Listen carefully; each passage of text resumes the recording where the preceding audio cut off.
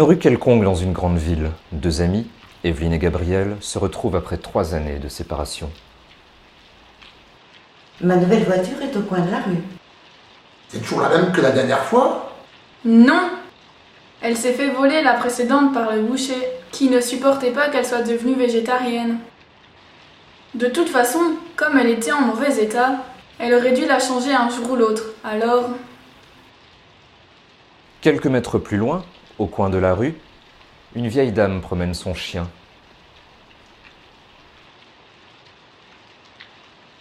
Tiens, regarde. Cette dame va ramasser les crottes de son chien et les jeter sur le toit de ma voiture. Tu le sais et tu la laisses faire? Bah, ce n'est pas bien grave. Dès qu'elle va démarrer, elles vont rouler par terre. Et puis, une fois par mois, la vieille dame donne un chèque à Monique. Ça lui permet de payer son loyer et son essence. Quoi? Tu rigoles ou tu délires, mon ami? Pas du tout. La vieille est persuadée que son mari s'est transformé en voiture rouge. En ma voiture rouge. Le matin où je l'ai achetée, elle l'avait lu dans C'est vrai. C'est un magazine hebdomadaire. Elle avait lu que toutes les voitures rouges étaient hantées par des ivrognes lubriques. Et depuis, elle s'imagine que cette voiture est la réincarnation de son défunt mari. Elle la paye pour qu'elle l'entretienne bien. Et qu'elle la gare uniquement en face de sa maison. Mais c'est quoi ces bêtises? Tout le monde sait que C'est vrai est un magazine contrôlé par les dirigeants de la multinationale qui fabrique les voitures vertes. Ils font tout ce qu'ils peuvent pour détruire la réputation des voitures rouges. Et j'ai même vu récemment à la télé une publicité racontant que les utilisateurs de voitures rouges attrapaient tous le cancer des sourcils s'ils roulaient la nuit sans casquette ou pire, sans bonnet de laine. C'est bien sûr n'importe quoi. La preuve, toi, tu ne mets rien sur ta tête. Oui, mais cette vieille dame n'est pas très futée.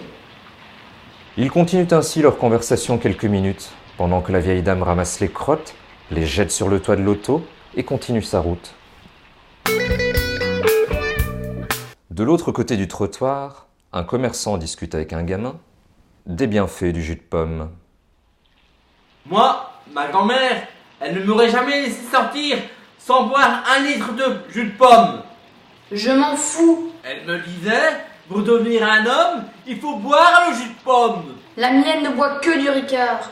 De mon temps, les gamins de ton âge écoutaient les conseils des grandes personnes.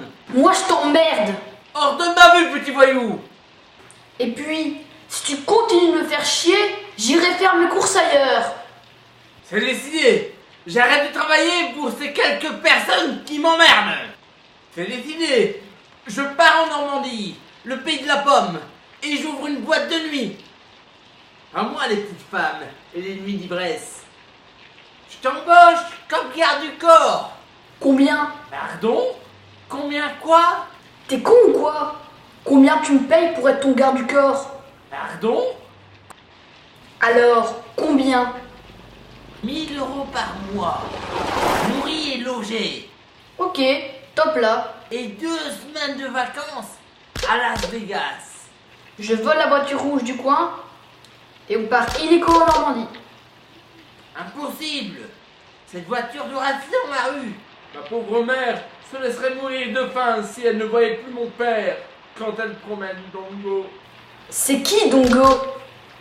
C'est le chien qu'elle a volé à l'artiste qui habite la rue d'à côté.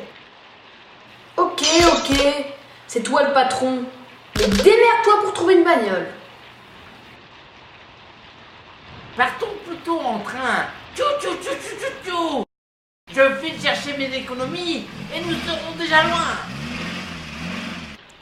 Ils rentrent dans le magasin, chantant à haute voix. À moi l'aventure, à moi la vie. fille du chef de gang. Je suis le parrain, le gamin est mon armée, la Normandie est mon empire.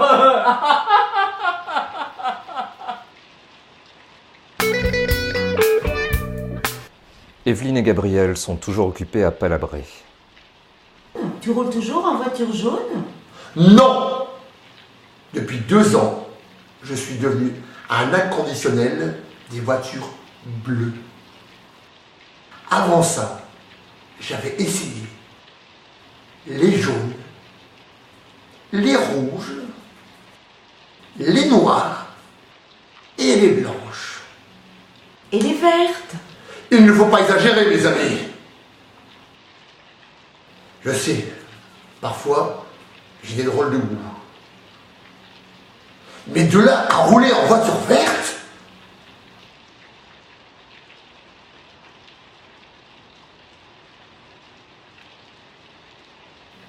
j'aime bien les bleus. Elles ressemblent un peu aux rouges, tout en étant beaucoup moins chères. C'est vrai que les rouges sont chers. Mais moi, si j'avais une voiture bleue, j'aurais du mal à trouver du travail comme présidente. Déjà qu'on me prend pour une excentrique, avec la mienne vierge de tout autocollant.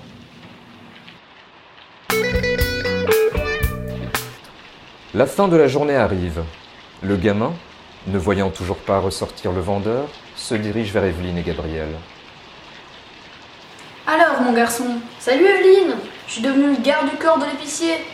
Toujours à la recherche d'un mauvais coup. Nous partons vivre en Normandie dès ce soir. Et je viens t'avertir que je n'essayerai plus de piquer ta voiture. Tu n'as jamais réussi. Et tu sais pourquoi? Les voitures rouges sont garanties contre le vol. Alors, elles ne se laissent pas voler. Je ne te l'avais jamais dit, car ça me faisait sourire de te voir essayer tous les soirs. Sans rancune? Sans rancune. Dès que j'aurai ma première paye, j'achèterai une voiture rouge d'occasion. Allez, bonne chance mon garçon. Au revoir. Elle disait, un jour tu seras la fin du désert. Pour qui crois-tu que je suis la mer? Elle disait, les sensations de ton corps seront toujours plus fortes. Elle disait, jamais, jamais je ne les oublierai.